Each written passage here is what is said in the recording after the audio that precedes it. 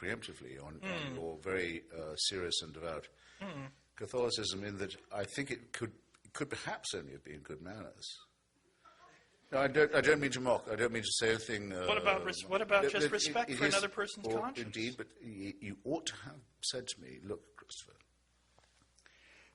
at least in your own, within what I understand to be your own lights, and you could very well contradict me now, and I'd have to accept your negation. But it seems to me, from what I've read of your doctrine, that you ought not to be watching me without trying to save me. A word from you would have impressed me, by the way, if you'd said, look, Christopher, that was fun. We had a great evening. Most of our friends are secularists. Where we all know the jokes that we can make. But do you mind if I just detain you for a minute before you go home? Are you sure? Are you sure I can't help you to save yourself? But that would be profoundly disrespectful. No, I wouldn't mind in the least. Yes, it would. Someone might ask you a question, and you would be available in response. But I think this undercuts this notion that and it's one of the threads that runs through this book, is the necessity of making valid arguments in this absolutist way. And I wonder, is it necessary to state these propositions quite so absolutely to find any use in them? To say that some forms of religious expression are destructive, just in the same way. I mean, look, there are some religious systems and sets of religious beliefs, like some people, who are no damn good. But that's not the tenor. That's not the tenor of the argument you've advanced here. No, I mean I'm only a poorly evolved mammal, half a chromosome away from a chimpanzee, or the pig, as you point out, or indeed able to take a heart valve from a pig, and may possibly soon be in need of same, or a skin graft, which would negate quite a lot of religion right there, by the way. Kosher, I'm not. Okay, and I think religion shows every sign of having been invented by a species that is half a chromosome away from a chimpanzee.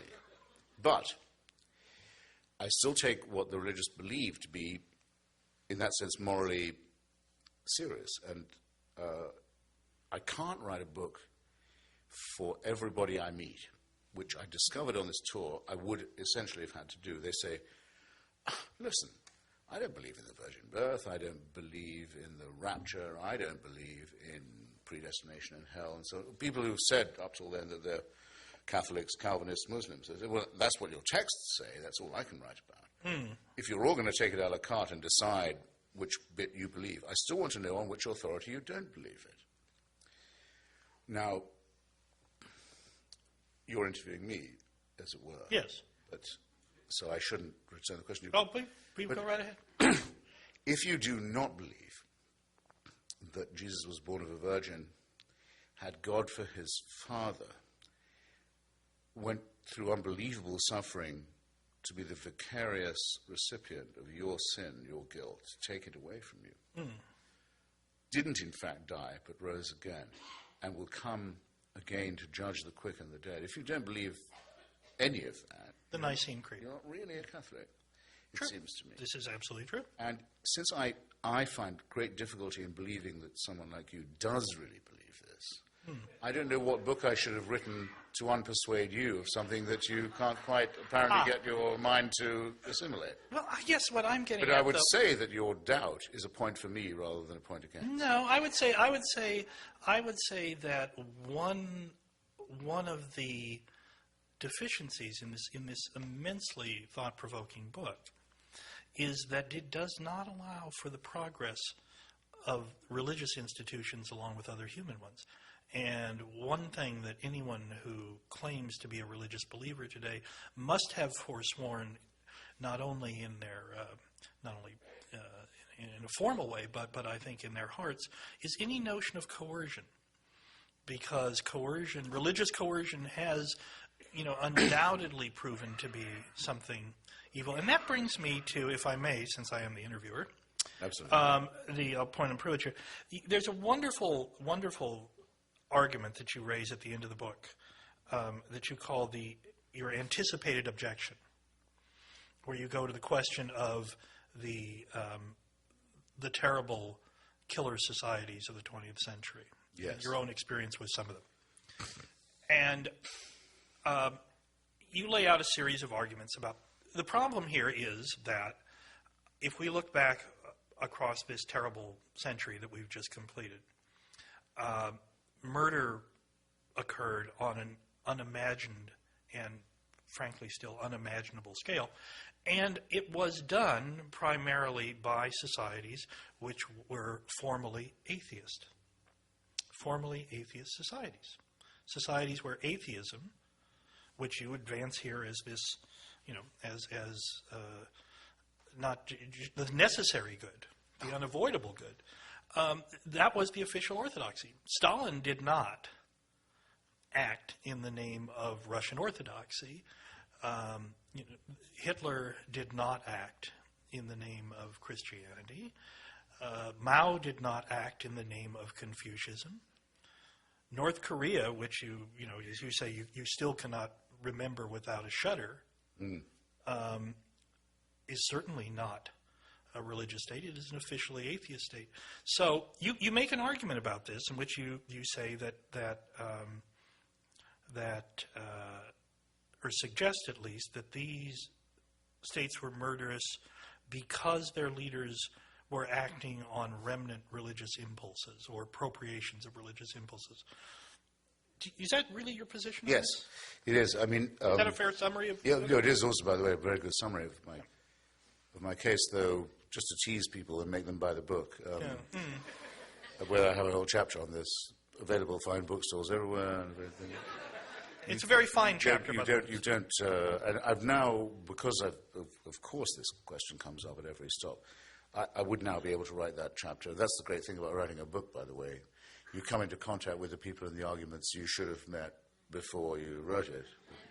But that's a common experience of authorship, if that's not too postmodern an observation.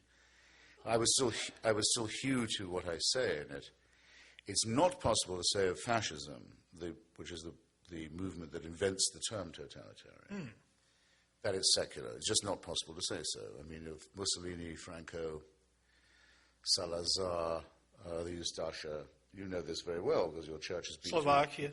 Yeah, Slovakia, where the head of the Nazi puppet state was actually a man in holy orders. That's right, Tiso. Your father, your Holy Father and your church has been through agony about, can't still seem to apologize quite in the right tone about that fact and its implications. So that, I think, excuses the secularist, not for everything, but doesn't implicate them, of German National Socialism. Wait a minute.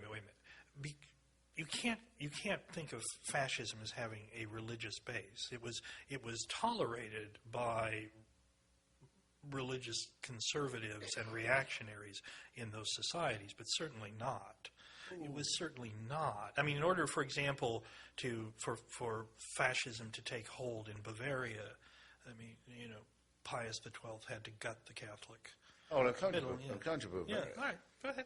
Because we haven't moved into the German National Socialism, but not to be willing to concede, as at least the Church has been, that in Spain, in Portugal, in Italy, and so on, it was essentially empowered by a concordat with the Vatican. I think you would not deny. Now, German National Socialism is a somewhat different thing, because though it draws upon Protestant as well as Catholic Christianity and anti-communism, and I think above all anti-Semitism, and prayers were said, it is a fact, by the bishops of Germany every year in April, on Hitler's birthday, on the instruction of the Vatican.